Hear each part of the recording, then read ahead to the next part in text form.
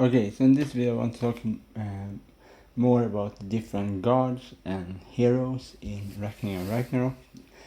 So we know the characters that will be are gonna be in the show, and obviously if you're only if you're only anime watcher, this kind of video will have spoilers because I'm gonna talk about characters that have not yet been in the anime and so on. But some of the characters you know from the list of the third episode. And so the character we not have yet seen in the manga that will probably come later sometime in the future is Anubis, Apollo, then we have Hades, so we confirm Hades. So the two newest guard that is confirmed in chapter 50 is Hades, and chapter 49 we have Beelzebub. So Hades and Beelzebub is the newest guard that is confirmed, and so on. The guard that we have only heard the name of is, as I said before, Apollo, Anubis, and we have some of the Japanese guard. I always forget their name, I'm sorry. We have the Sun Guard. Then we have the other one is of the human heroes is Samahayak, the white sniper, the hero on the Finnish and Russian war. We have him. We have Nikola Tesla. We have Nostradamus of the humans, and we have Shishwang-di, and so on, and so and this kind of thing. So maybe, I don't know if we will see any of the hero humans and the new humans in the newest chapter that will come out today. I hope. I don't know. This maybe to come today or tomorrow. The newest chapter 51. To explain, we're gonna see some more. And then obviously, as I said before, my speculation here is that Beelzebub and Nikola Tesla will fight each other. Samahaya and Rasputin will fight each other. This is what I think, because I think one of the guards joined the human, and I think now one of the humans will join the guard. But we also have a third. We also have a third faction right now. We also have Hygiene, and Hygiene is a demon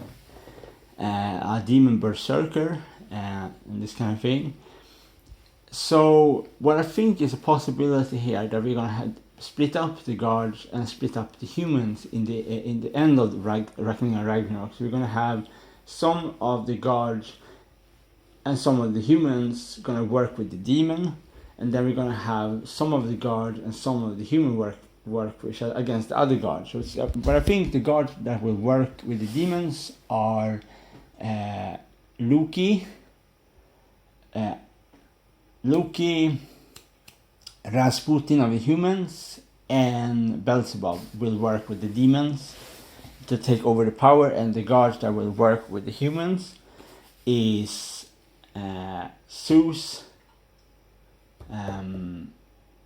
Odin, Samahayak of the humans, and this is the two that I think, and some other, and Shiva will work.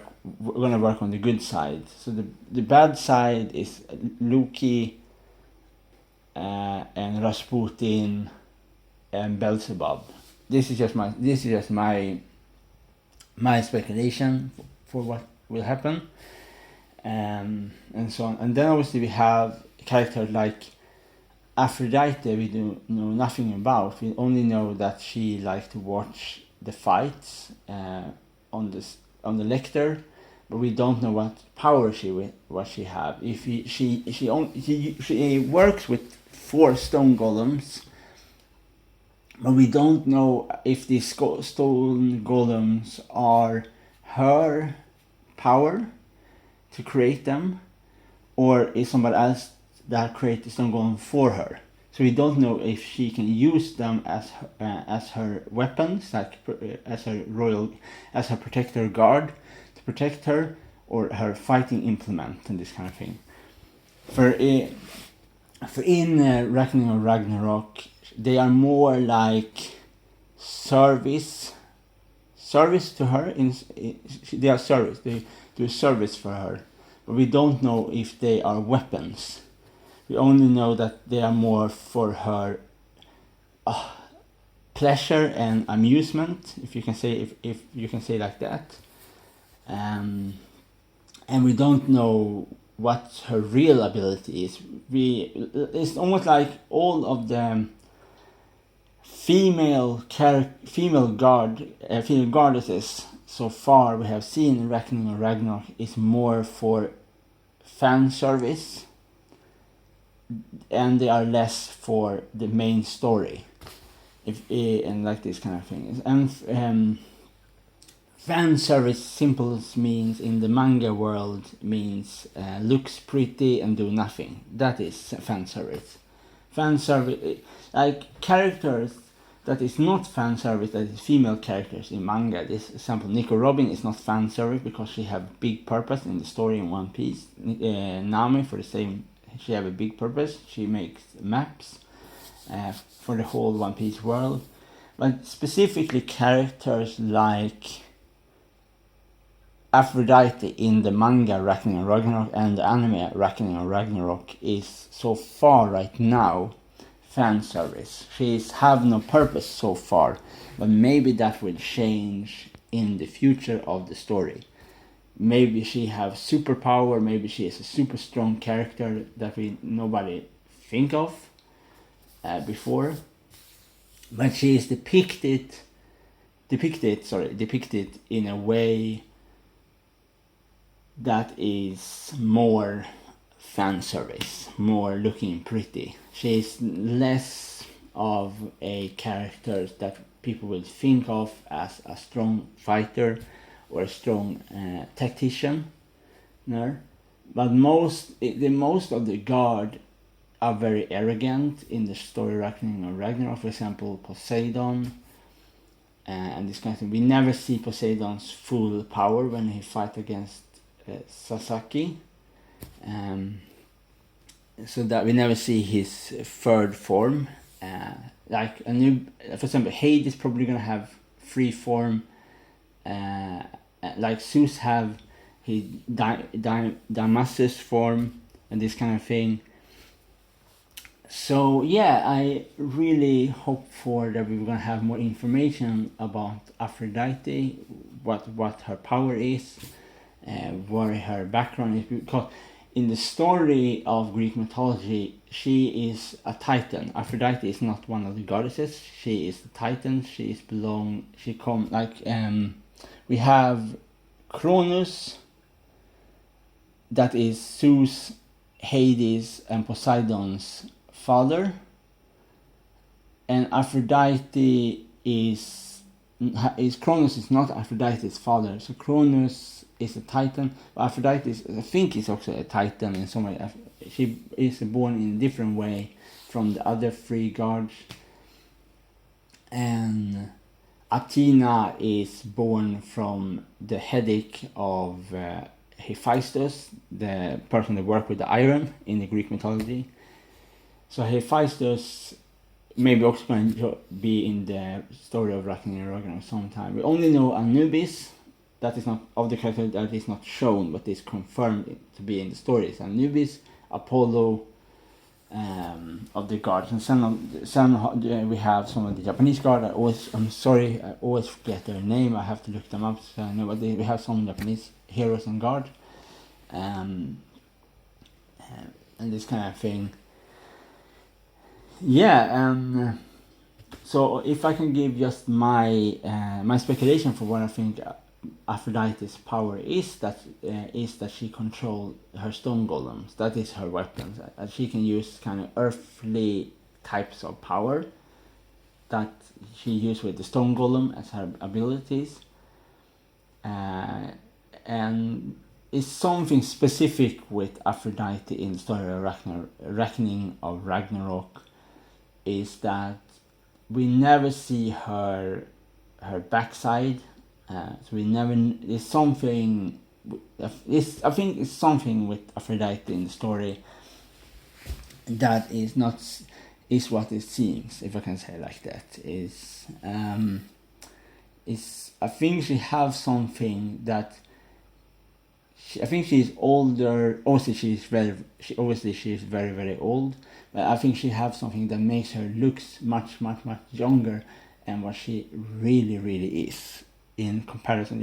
If you understand what I mean, I think she is something. I don't remember what chapter it was, but maybe it was a chapter. I don't think now. Was it?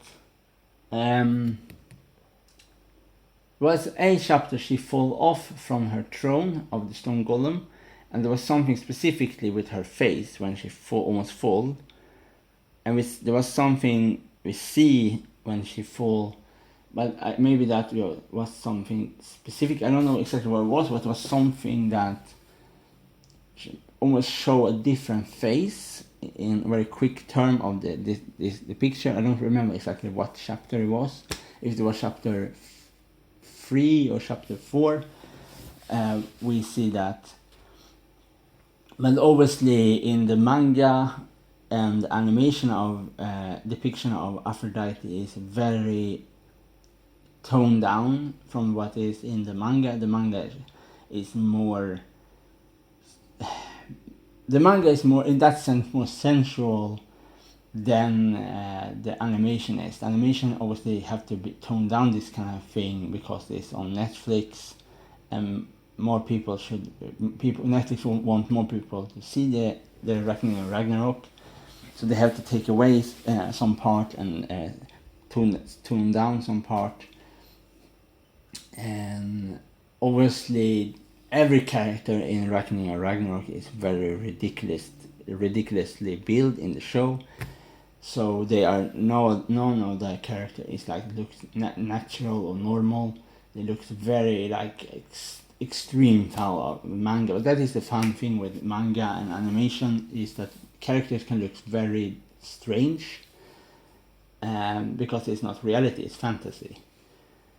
And then we are just get confirmed that they're gonna do season 2 for Reckoning of Ragnarok. So that's gonna be very nice. Obviously, then we're gonna see. I think we will see the first 3 episodes probably will be Hercules and Jack the Ripper. Then we're gonna have Shiva and Raiden, and the last 2 episodes or last episode will be the start of the fight between Buddha and the 7 unlucky god. And probably then in season 3, if we're gonna get to season 3, then we're gonna see the fight with spoiler, battle between Buddha and High June, and then we're gonna come probably to the other god like Apollo, Hades, Anubis, Nikola Tesla, Beelzebub, some Hayek and so on. So obviously so far right now is only the only god fight right now is